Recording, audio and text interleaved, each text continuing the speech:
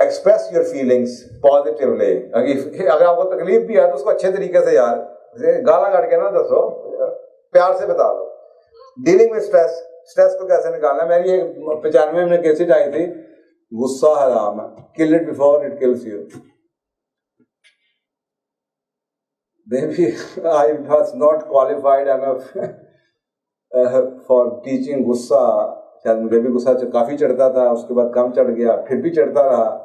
लेकिन मैंने पिछले 1 साल में जितना सीखा है गुस्से के बारे में, तो मेरा ख्याल है मुझे दोबारा से आपको कैसेट बनानी पड़ेगी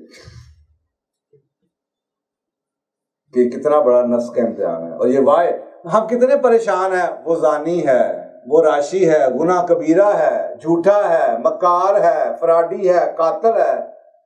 आपको पता है गुस्सा हराम है। It's as bad as any other गुनाह,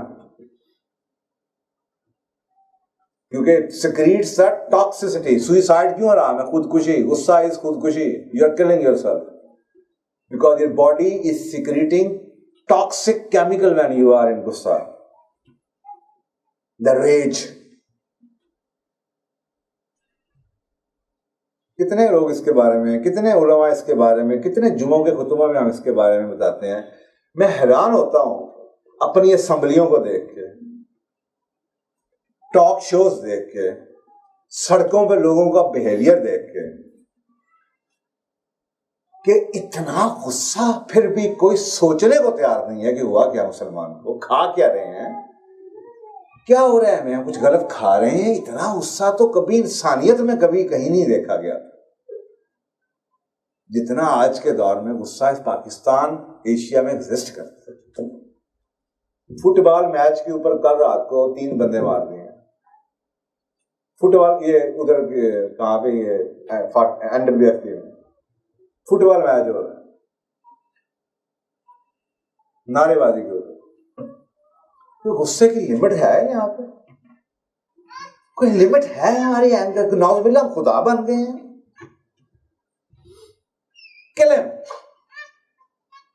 बस चले तो लोगों की आगे से रोटियां क्या, उनकी आंतड़ियां निकाल के बाहर फेंक रहे हैं। ये हालत है हमारी। है कि हमारी औकात क्या है? इतना गुस्सा।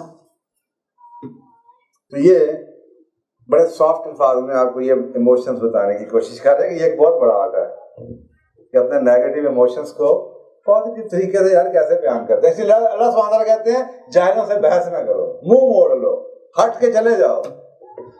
गुस्सा खड़े हो, बैठ जाओ, बैठे हो लेट जाओ, लेट के पानी पी लो। तलाक देनी है ना, क्या सवेरे वेखिए मैं तेरे नाश्ते के बाद तेन गल करांगा, तेन दफा हो जाओ, नजर ना आना भाई, इतना ही गुस्सा कर लो। सुबह आके नशोरी, सुबह आपका गुस्सा तलाक वाला नहीं होगा, ना चपेड़ वाला होगा। लेकिन आप तो कहते हैं सवेरे होनी है कि नहीं होनी, आज हम 6 चपेड़ा तो मार रहे हैं।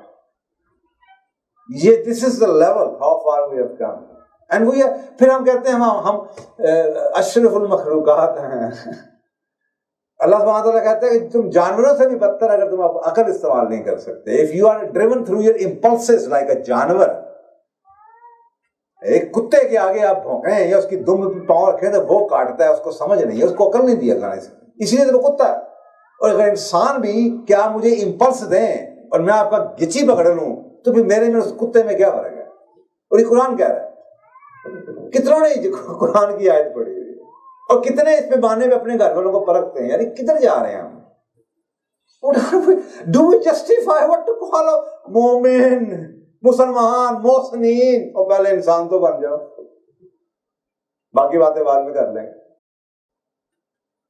This is how far we have come. We have never learned the art of expressing our emotions. Not taken a single one credit hour course. How to assert ourselves, what to say, what not to say. And how do you differentiate yourself if you do exactly, if you return the evil through evil?